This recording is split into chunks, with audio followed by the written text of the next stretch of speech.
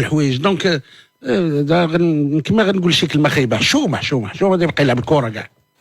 هو برافو الشيبي، الرد فعل ديالو كان شويه هادئ، لان شوف كان مرزن. وي شتي الاعصاب بتحكم فيها. انا شخصيا ما نقدرش صراحه، بزاف ما يقدروش. ما يمكنش انك ترد هذاك الاستفزاز بهذاك الهدوء وتخليه هو الغلط. وهذا ربحه، كان التفوق ديال الشيبي في هذا المجال. هذاك الشيء حتى كيشحت اخلاق، يعني اسم على مسمى.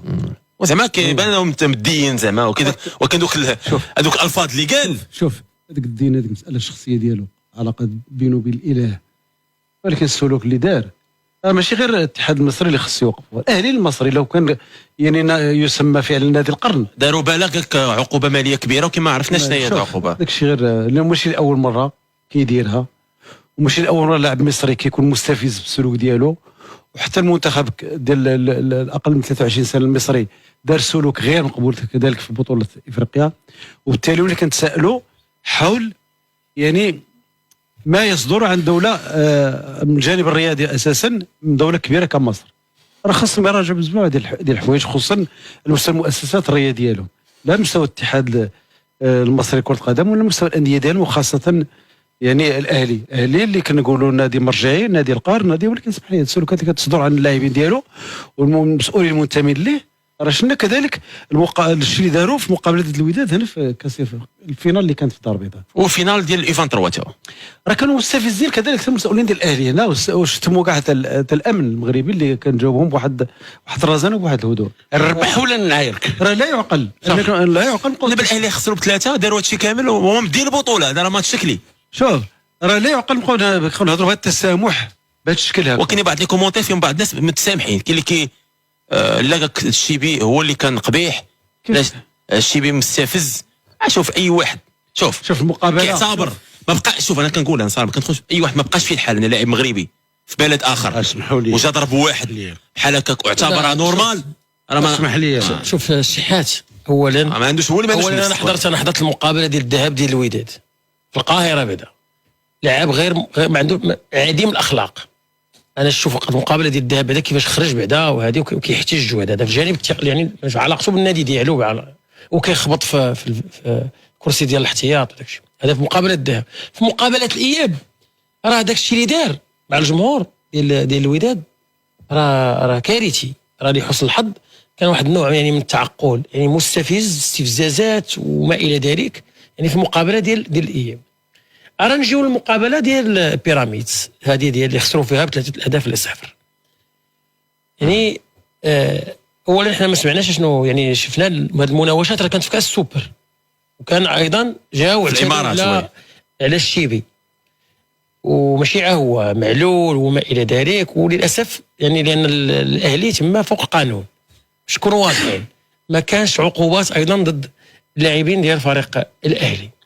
جينا للمقابله هذه الاخيره، لان المقابله الوحيده اللي خسروها، وما كانوا باغيين يخسروا حتى شي مقابله، المقابله الوحيده اللي خسروها، وكان فيها يعني الشيبي دار مستوى جيد. كتسالي المقابله كيجي هاد السي الشحات، وكتجي هاد اللاعب، والسيد اللاعب اللي ما عارفك شنو غادي يعني واش غتسلم عليه وهذا في وضعيه كالمي رابح، بقى كيضرب مع اللعابه. غدر فيه تصرف حقير ما يمكن يديروا الا واحد ندل، ما فيش الصفات ديال الرجوله.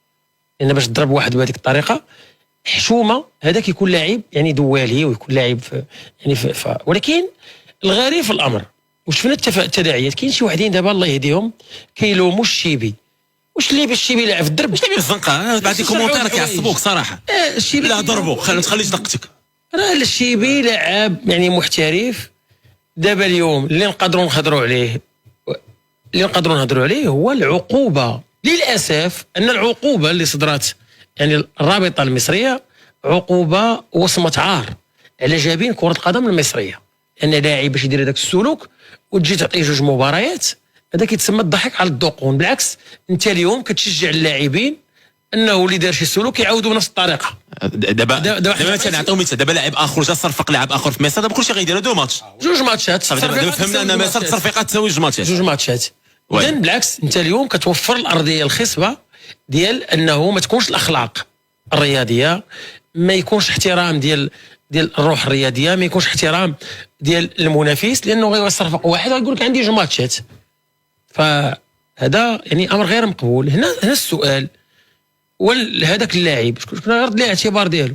ونزيدك واحد القضيه، انا تكلمت مع الشيبي البارح ايضا. بيراميدز داروا خطا، لان فاش هذيك الخرجه اللي خرج بعدا خرجوا مسؤول ديال بيراميدز، ماشي الشيبي اللي خرج، راه مسؤول ديال بيراميدز هو اللي جا عنده، لان هذاك المسؤول ما كانش شايف واقيلا اللقطه مزيان، هو اللي ومن بعد عند بالو شي سوء تفاهم وقع وسط. هذه راه كتوقع، راه واحد المره يعني كتوقع عليه كان شي حاجه خفيفه. كاكا راه كنت كتذكر مع غاتوزو فاش كان طرا شي مشكل جا، يعني هادشي ولكن ماشي بهذه الطريقه. هذا يعني عملي يعني صرفقوا، وهذه ما يعني هذا اولا انسانيا ما كدارش، اخلاقيا ما كدارش، ورياضيا ما كدارش. ملي كيديرها لاعب دوالي راه بالعكس خاص تكون عقوبته مضاعفه. انا كنت كنتسنى على الاقل واحد 6 مباريات ديال التوقيف او 8 ديال المقابلات، عاطينا 2 مباريات.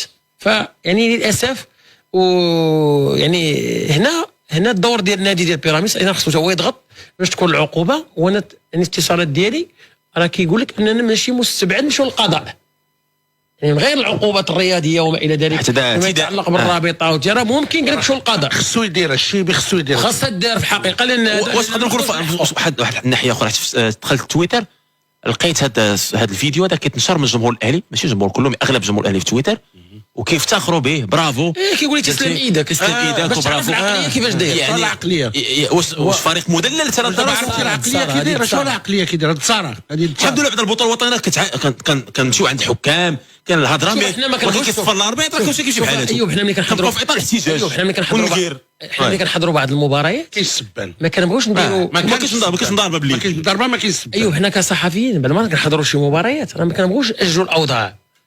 اما حميد احداث مقابله ديال الذهب ولا تظلم في المنصه يفترض انه يكون محمي والقنينات وما الى ذلك. اذا شفنا وزيد انه اللعاب ملي كيجر الحكم في مقابله اليوم ما خداش حمراء، اكيد غيتصر، اكيد غيدير اكثر من داك الشيء. متولي توقف عام. عقلتي واحد اللقطه مع بيترو اتليتيكو حتى هو كان سلوك غير لازم المده لا ديوري توقف عام. العالم كله غيتوقف، توقف عام. هذا يعني كيف الحكم كتكون عقوبه كبيره. لا ما الحكم والفرق بين حكم ولاعب. لا كنضرب حكم. لا شنو الفرق بين ضربتي حكم؟ انا بالنسبه لي ضرب الحكم اكثر، لكن الحكم اكثر. لا بجوج خصك توقف فيهم. لا العقوبه ضد الحكم اكثر من العقوبه ضد انسان ضرب كتضرب ماشي على شكون ضربتي، على الحركه اللي كدير. هو شوف، هو كيبان بان الاتحاد المصري اقل بكثير من ناحيه النفوذ والامكانيات والحضور من النادي الاهلي. باينه الاهلي اللي كيحكم تما، باينه الاهلي هو اللي كيحكم. ثانيا انا فعلا انا خاص نمشي للقضاء. ولا التساؤل ديالي واش هذيك الحركه اللي دار تجاه الشيبي يقدر يدير مع لاعب مصري، او استغل بان الشيبي لاعب اجنبي مشى ليه في بالقصد وكيعتدي عليه بهذاك الشكل. وثانيا والشتم، لا السيد زعما كفرعون السيد يعني عارف علاش، عارف ما كاينش ضربوه مشى كيوقعوا دور احترام باخي. لا وكان كيتهدد من بعد غير رجع ليه. الناس وبالتالي كيبين بان ما خايفش من العقوبه. لو كان الاتحاد المصري كيحترم راسو ولو نادي الاهلي ادارته كتحترم راسها كذلك، مثل هذه السلوكات ما توقعش. وقلنا باننا للاسف نماذج سيئه كتعطينا كره القدم المصريه في السنوات الاخيره. نماذج سيئه، الناس ما كتقبلش الهزيمه، الناس عندهم واحد النظره ديال العظمه اللي كيحسوا بها هما. وللاسف هذا كنعزلوا على مصر اللي كنعرفوا وعلى الشعب المصري، ولكن تصرفات كرويه كره القدم في مصر تعيش التسيب حقيقي. ان فين ما خسرتي كدير مشكل حقيقي. شفنا مقابله الوداد، شفنا المقابله الاخيره، هادو اللي مستقبل كره القدم في مصر. هذا الفريق عمرو دار مشكل صراحه، وخا لعب مع فرقه المغرب وخسر بيراميدز. ما كانش خسروا شي تروفوا مع فرقه المغرب، عمرهم داروا شي تصرف صراحه. فرقه واحده هي الاهلي. شوف فوق تفهم هاد بيراميدز صرح لي كانوا داروا واحد البلاغ، كانوا بغاو ينسحبوا المستثمرين. حنا داروا بلاغ لان قال لك ما كاينش التجاوب وما كاينش يعني الانصاف، ما كاينش الانصاف، راه بغاو ينسحبوا المستثمرين. ومن بعد عاود داروا بلاغ من يعني كانت تدخلات وما الى ذلك باش انهم يعني استمروا فعلا لعبوا مع مجموعه من الانديه المغربيه، لعبوا مع الجيش، لا ما كاينش مشكل مع الرجاء، خسروا 3-0 في خسروا مع بركان في فينال. خسروا يعني ما كاينش حتى شي يعني مع صراحه ما عمرهم داروا شي مشكل. نشوف المسؤولين ديال الاهلي شنو داروا في المقابله ضد الوداد هنا في المقابله حضرنا. كانت فاصله.